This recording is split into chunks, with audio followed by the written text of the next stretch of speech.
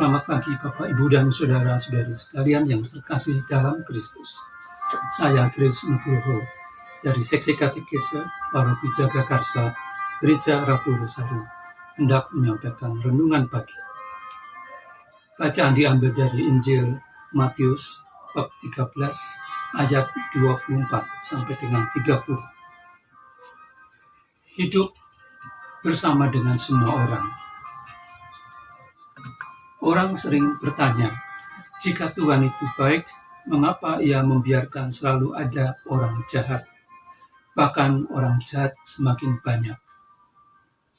Orang juga heran, mengapa ada orang jahat hidupnya enak dan panjang umur, sedangkan orang yang baik hidupnya susah. Dan kadang Tuhan memanggilnya di usia muda. Kapan saja keheranan ini selalu saja terdengar. Kita pun mungkin juga pernah berpikir demikian. Pikiran-pikiran serupa dapat kita kerucutkan dengan pertanyaan, mengapa selalu ada saja perang, pertikaian antar umat beragama, pembunuhan, perampokan, penculikan, dan lain-lain sebagainya. Mungkin jawabannya ialah karena ada manusia yang tidak menginginkan ketenangan dan kedamaian. Ada saja orang yang jahil dan usil membuat orang lain menderita.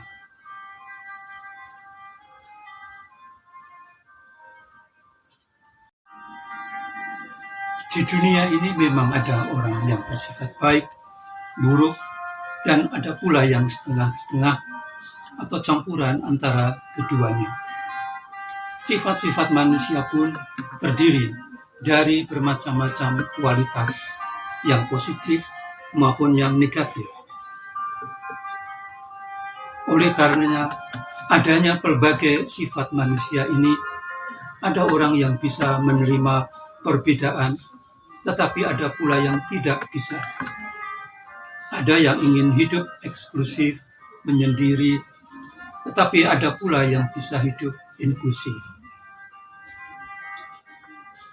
Ada yang merasa benar sendiri dan menyalahkan orang lain. Perumpamaan tentang pohon gandum dan ilalang dalam Injil hari ini membantu kita untuk tidak jatuh ke dalam pencobaan, untuk tidak menerima orang-orang yang tidak sependapat atau sealiran dengan kita.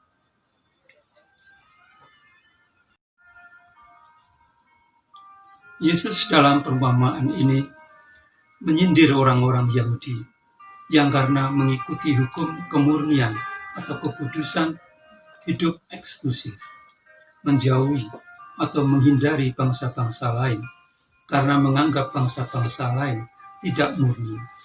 Seperti misalnya mereka tidak bergaul dengan orang-orang Samaria. Yesus ingin mengajarkan bahwa mereka juga harus mau hidup dalam kebersamaan dengan semua orang. Bukan hanya dengan orang yang sesuku, sebangsa, dan yang sesama iman dengan mereka. Mereka memang harus membenci dosa-dosa yang ada pada orang lain, tetapi mereka harus mengasihi pribadi-pribadinya. Tanaman gandum dalam perumpamaan ini adalah orang-orang pilihan Allah yang baik. Di dalam hidup sehari-hari, kita juga menjumpai berbagai macam sifat orang. Ada yang baik, ada yang jahat, dan banyak kombinasi antara yang baik dan yang jahat. Kita harus mau bergaul dengan mereka semua untuk menunjukkan bahwa kita adalah tanaman gandum yang hidup bersama ilalang.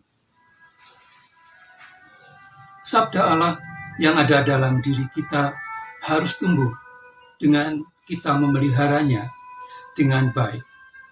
Meskipun kita hidup dengan orang-orang yang tidak memelihara sabda Allah. Hanya dengan rahmat Allah saja kita dapat menjadikan diri kita tanaman gandum yang baik. Sampai waktunya Allah memanen kita dan memperkenankan kita masuk ke dalam kerajaan-Nya. Demikianlah renungan pagi ini. Semoga rahmat Tuhan membantu kita untuk menanggapi sabda Allah. Tuhan memberkati. Amin.